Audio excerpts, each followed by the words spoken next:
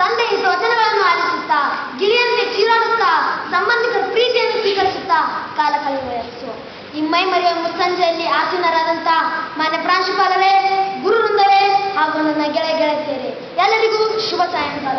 ನಿಮ್ಮ ಸಮ್ಮುಖದಲ್ಲಿ ನಾನು ಪ್ರಭುದೇವ್ ಶೌರ್ಯದ ಸಂಕೇತವಾಗಿರುವ ಚಾಲುಕ್ಯತನವನ್ನು ಪ್ರತಿನಿಧಿಸುತ್ತಾ ಸ್ವರ್ಗದಲ್ಲೂ ಸಿಗದಂಥ ಆ ಚಿಕ್ಕ ವಯಸ್ಸಿನ ಸುಂದರ ಕಾಲಾವಧಿಯನ್ನು ಅನುಭವಿಸುವ ಚಿಕ್ಕ ಮಕ್ಕಳ ಬಗ್ಗೆ ಒಂದೆರಡು ಮಾತನ್ನು ಬಯಸುತ್ತಾರೆ. ದೇವರು ಒಳ್ಳೆಯತನದ ಪ್ರತೀಕ, ಅಹಿಂಸೆ ನಿಜದ ಪ್ರತೀಕ.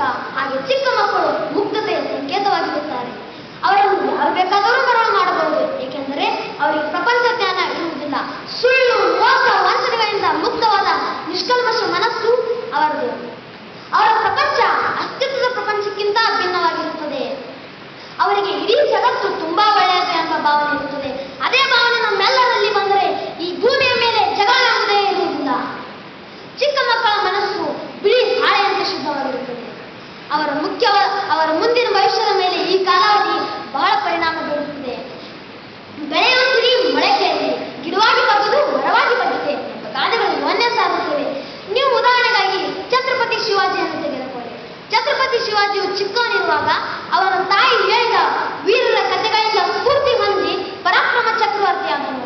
ಇನ್ನೊಂದು ಉದಾಹರಣೆ ಏನೆಂದರೆ, ದೊಡ್ಡವರು ಚಿಕ್ಕ ಮಕ್ಕಳನ್ನು ಸಂಜೆ ಹೊತ್ತಾದ ಬಳಿಕ ಬೇಗನೆ ಮನೆ ಒಳಗೆ ಬರಲೆಂದು ದೆವ್ವವಿದೆ, ಭೂತ ಇದೆ, ಅದು ತಿನ್ನುತ್ತದೆ ಎಂತೆಲ್ಲ ಹೇಳಿ ಎದುರಿಸುತ್ತಾರೆ.